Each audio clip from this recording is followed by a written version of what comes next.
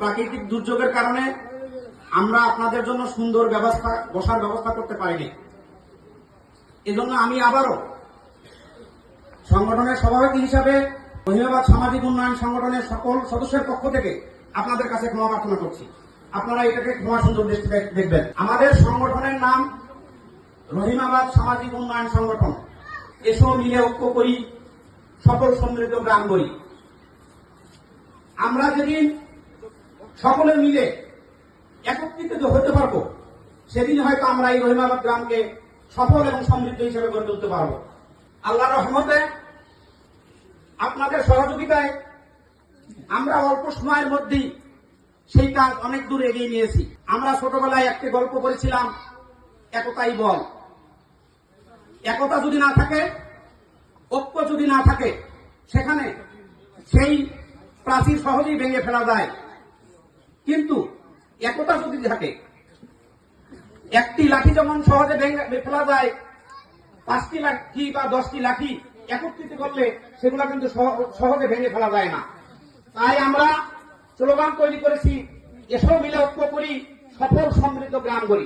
আমরা আপনাদেরই সন্তান, আমরা আপনাদেরই ভাই, আপনাদেরই ভাতিজা, আপনাদেরই সন্তান। আমরা বিভিন্ন জন বিভিন্ন জায়গায় বিভিন্ন কর্মক্ষেত্রে থাকি।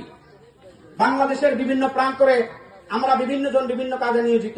আমরা 31শে মার্চ 2025 সালে 11 জন বসে আমার বাড়িতে বসে আমরা এই রহিমাবাদ সামাজিক সংগঠনের যাত্রা শুরু করি, যেখানে আজকে আমাদের সদস্য প্রায় 100। যেই সদস্যদের মধ্যে রয়েছে বাংলাদেশের সর্বোচ্চ ক্যাটাগরিতে চাকরি করা বিসিএস কর্মকর্তা, সেইখানে আবার রয়েছে একজন দিনমজুর, একজন রিক্সাওয়ালা। কারণ আমাদের স্লোগান যেহেতু আমরা সফল সমৃদ্ধ গ্রাম গড়ব, এই জন্য আমরা কাউকে কোনো বৈষম্যের দৃষ্টিতে দেখব না। আমাদের এখানে যেমন কোন রাজনৈতিক বৈষম্য নেই, আমাদের এখানে কোনো মানুষে কোনো বৈষম্য নেই।